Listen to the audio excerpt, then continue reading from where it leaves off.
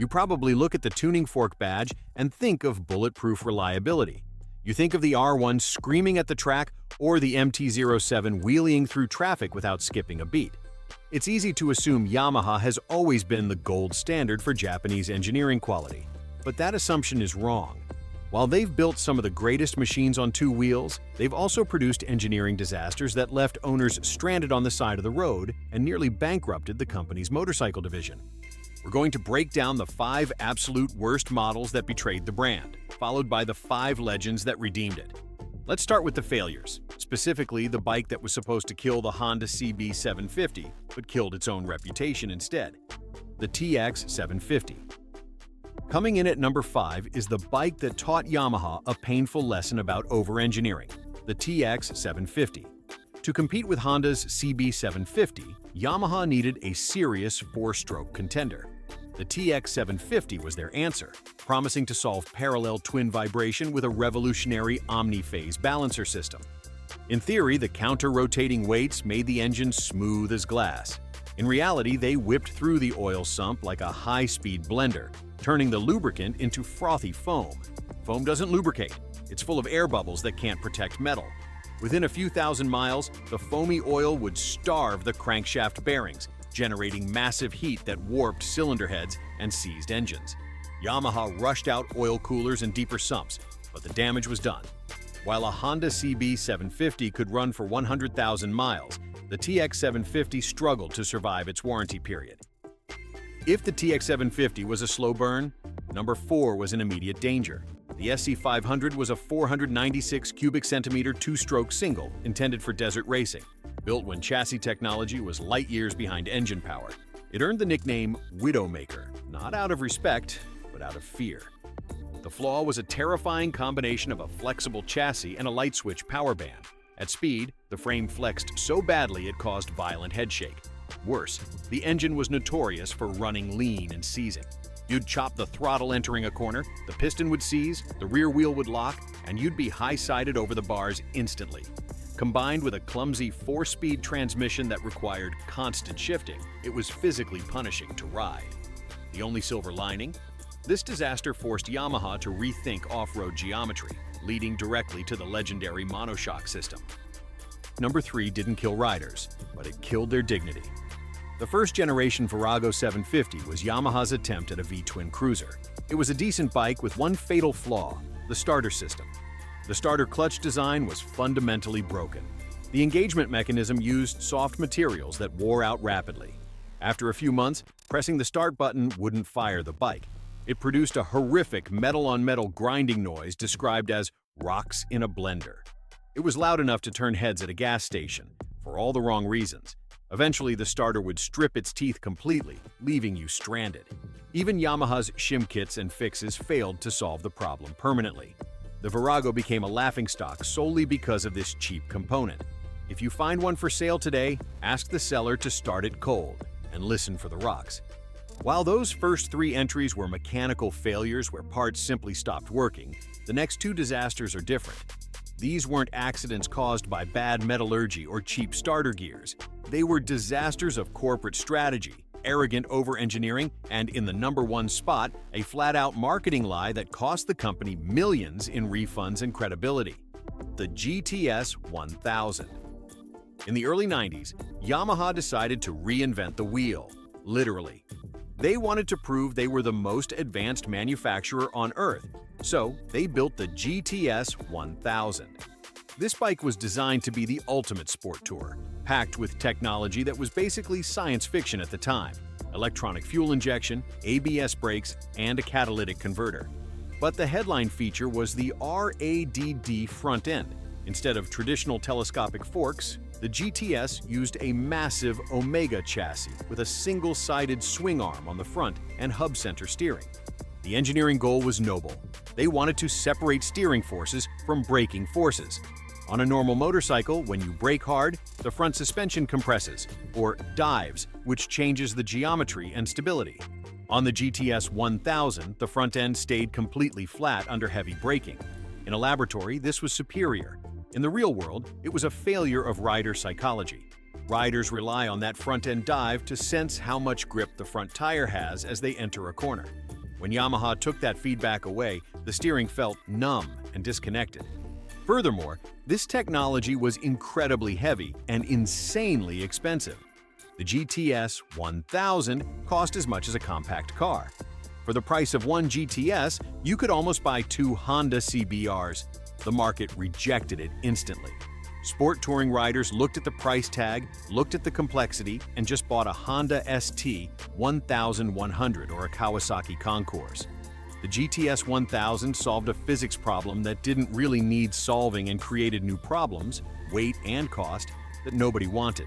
It remains a cult classic today for its weirdness, but as a product, it was a massive commercial flop. This brings us to the single worst moment in Yamaha's modern history. This wasn't a mechanical failure. The bike itself was actually brilliant. This was a failure of honesty. In 2006, the 599 cubic centimeter Supersport class was the most competitive segment in motorcycling. Every manufacturer was fighting for bragging rights on the spec sheet. Yamaha dropped a bombshell marketing campaign claiming their new R6 was the first production motorcycle to hit a screaming 17,500 RPM redline. It was the main selling point. It was on every poster, every brochure, and every commercial. Reviewers got the bikes, twisted the throttle, looked at the tachometer, and saw the needle hit 17,500. Amazing, right? Wrong. Independent dyno testers started running the numbers and noticed something strange. The engine was actually hitting its hard rev limiter at roughly 15,800 to 16,000 RPM. So, what was happening? Yamaha had programmed the tachometer to lie. It was calibrated to read about 9% optimistic at the top end. When the engine was doing 16,000, the needle pointed to 17,500. When this broke, the fallout was nuclear. It was a rare instance of a Japanese manufacturer getting caught deceiving their customers about performance data. Yamaha had to issue a formal apology and, crucially, offer a buyback program. Any customer who felt scammed could return their used R6 for a full refund, including interest. It didn't bankrupt the company, but it destroyed trust in their spec sheets for years. Enough of the disasters. Let's scrub that bad taste out of our mouths and look at the machines that rebuilt the reputation and financed the company's survival. We've covered the embarrassments, the mechanical failures, and the corporate lies. Now it is time to look at the machines that didn't just work. They became legends. These are the bikes that built the cult of Yamaha, proving that when the company focuses on raw engine character and simplicity rather than gimmicks, they are untouchable. These three motorcycles represent the foundation of Yamaha's performance reputation. One for the street, one for the dirt, and one for the drag strip. If you grew up in the 1970s and didn't have a lot of money but had a massive need for speed, you didn't buy a Honda CB 750. You bought a Yamaha RD 350. This bike is the reason an entire generation of riders smells like two-stroke oil and has a permanent grin on their face. The RD, which stood for Race Developed, was a 347 cubic centimeter two-stroke parallel twin that redefined what a small displacement motorcycle could do. On paper, it shouldn't have been a threat to the big four-strokes of the era. In reality, it was a humiliating weapon that earned the nickname the Giant Killer. The magic of the RD 350 lay in its power-to-weight ratio. While the Honda CB 750 was a heavy, comfortable sofa of a bike, the RD 350 was a lightweight, angry chainsaw. It weighed nothing, and the engine was a masterpiece of two-stroke simplicity. Below 4,000 RPM, it was docile and a bit sputtery. But once the tachometer swept past 5,000 RPM and the engine came on the pipe, the power delivery was explosive. The front wheel would lift skyward in the first 3 gears without you even asking for it. It was raw, violent, and intoxicating. The RD 350 was the poor man's superbike. It could embarrass machines with twice the displacement on a twisty back road because you could brake later, turn harder, and rocket out of corners while the big bikes were still wallowing around. However, it wasn't perfect. The early models had drum brakes that were terrifyingly inadequate for the speed the engine could generate, and the frame had a tendency to flex when pushed to the absolute limit. But nobody cared. It taught riders about throttle control, momentum, and how to manage a power band that hit like a sledgehammer. It is the direct spiritual ancestor to every modern hooligan bike Yamaha makes today. While the RD 350 was terrorizing the streets, Yamaha was quietly revolutionizing the dirt with the XT 500. Before this bike arrived in 1976, if you wanted a 4-stroke single for off-road use, you were likely looking at old British iron like a BSA or a Triumph. They were beautiful, sure, but they were heavy, they leaked oil like a sieve, and the electrics were a nightmare. Yamaha looked at that market and decided to build a thumper that actually worked. The XT500 was a revelation. It featured a big, air-cooled 499 cubic centimeter single-cylinder engine that produced massive amounts of torque right off the bottom. It was simple, robust, and nearly indestructible. One of the clever design features was the dry sump lubrication system, which used the frame's top tube as the oil tank. This kept the engine compact and helped with cooling, preventing the overheating issues that plagued other big singles. But the XT500 wasn't just a reliable trail bike. It became the world's first true adventure machine. Its legendary status was cemented in the deserts of Africa. The XT500 won the very first Paris-Dakar rally in 1979, and then it won it again in 1980. It proved to the world that a single-cylinder Yamaha could survive thousands of miles of the harshest terrain on Earth without missing a beat. It started the entire enduro segment in Europe and laid the groundwork for the Tenere line that exists today. It wasn't without its quirks, though. Starting a high-compression 499 cubic centimeter single with a kickstarter was an art form. It had a compression release lever and a little sight glass on the cylinder head. You had to line up a silver tab in the window perfectly before kicking. Get it wrong, and the lever would kick back with enough force to launch you over the handlebars or break your ankle. But once it was running, it was unstoppable. If the XT500 was about endurance, the VMAX was about pure, unadulterated excess. Launched in 1985, the VMAX 1200 was Yamaha's answer to the American muscle car culture, but on 2 wheels.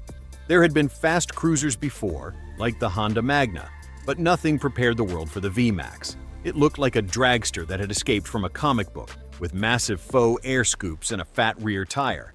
But the real story was the engine, a 1,198 cubic centimeter V4 that produced 145 horsepower, a number that was absolutely insane for a cruiser in the mid-80s. The secret weapon was a piece of technology called V-Boost. This system used a servo motor to open butterfly valves in the intake manifold at 6,000 RPM. When these valves opened, they connected the intake tracks of the cylinders, allowing each cylinder to breathe through 2 carburetors simultaneously. The result was a Jekyll and Hyde personality. Below 6,000 RPM, it was a grumpy but manageable cruiser. But the moment the V-Boost kicked in, the intake noise changed to a deep roar, and the bike accelerated so hard it felt like you had been rear-ended by a truck. In a straight line, the VMAX could humiliate Ferraris, Corvettes, and almost any sport bike of the era from stoplight to stoplight. It was the undisputed king of the traffic light drag race. Of course, the rest of the bike was terrifying. The chassis was made of steel tubing that wasn't stiff enough for the engine's power, meaning the bike would wobble and weave if you tried to take a corner at speed. The brakes were largely decorative, fading almost instantly when trying to stop 600 pounds of angry metal. The gas tank was tiny, giving you a range of about 80 miles before the fuel light came on. But none of that mattered. The VMAX was an emotional machine, built not to make sense, but to make you feel like the king of the road. It created a cult following that was so strong Yamaha kept selling the exact same bike, virtually unchanged, for over 2 decades. It proved that Yamaha understood something crucial. Sometimes flaws give a machine character, and power solves everything. The VMAX was a cult hero, but the next bike on our list didn't just create a cult. It reset the clock for the entire motorcycle industry. Number 2 is the original 1998 YZF-R1. To understand why this bike matters, you have to look at what we were riding in 1997. If you wanted a leader bike, you bought a Kawasaki ZX-9R, which was fast but heavy, or a Honda CBR 900RR, which handled well but was getting long in the tooth and lacked top-end punch. The class was stagnant. Then Yamaha dropped the R1, and suddenly every other sport bike on the planet was obsolete overnight. The R1 wasn't just an evolution, it was a revolution in packaging. The engineers achieved the holy grail, 150 horsepower in a chassis the size of a 600. The secret sauce was the stacked gearbox. By moving the transmission shafts into a triangular layout rather than a straight line, they shortened the engine block significantly. This allowed them to run a much longer swing arm for traction while keeping the overall wheelbase ultra-short for agility. It was a masterstroke of design that every manufacturer eventually copied. Riding the 98 R1 was a visceral experience. It didn't have traction control, wheelie control, or ABS. It was raw, razor-sharp, and terrifyingly fast. It earned a reputation as a widowmaker, but unlike the SC500, this was because it was too capable, not because it was broken. It defined the modern 998cc superbike blueprint we still follow today, proving that Yamaha could out-engineer anyone when they focused on pure performance. While the R1 won on the track, our number one pick won in the bank account. It is the most important motorcycle Yamaha has produced in the 21st century, the MT-07, originally known as the FZ-07 here in the States. By 2013, the motorcycle industry was still reeling from the global recession. People weren't buying expensive, complex machines. Yamaha needed a hit, and they needed it to be affordable. They could have built a boring budget commuter bike. Instead, they built a legend. The genius of the MT-07 lies entirely in its engine, the CP2. This 689 cubic centimeter parallel twin features a 270-degree crankshaft, giving it an uneven firing order that mimics the feel and sound of a V-twin. It delivered torque everywhere, sounded fantastic, and was reliable as a hammer. But the real miracle was the price. Launching at under $7,000, it offered more smiles per dollar than anything on the market. The MT-07 didn't just win magazine shootouts, it sold in massive, unprecedented numbers. It brought new riders into the sport and, crucially, generated the cash flow that funded Yamaha's R&D for everything else. It effectively murdered the competition, forcing Suzuki to update the SV650 and Kawasaki to rethink the Z650. It proved that you don't need 200 horsepower or active suspension to build a world beater. You just need character, reliability, and a price tag that normal people can afford. It is the financial savior that ensures Yamaha will be around to build crazy bikes for decades to come. So, what is the lesson here? Yamaha is a company of extremes. When they try too hard to be fancy with things like the GTS 1000 or the Omniphase balancer, they fail spectacularly. But when they focus on raw engine character and simplicity, like the RD350 and the MT-07, they rule the world. It's a paradox, but it's one that has given us some of the most exciting machines in history. If you own one of these legends or survived one of the disasters, let me know in the comments. Subscribe for more.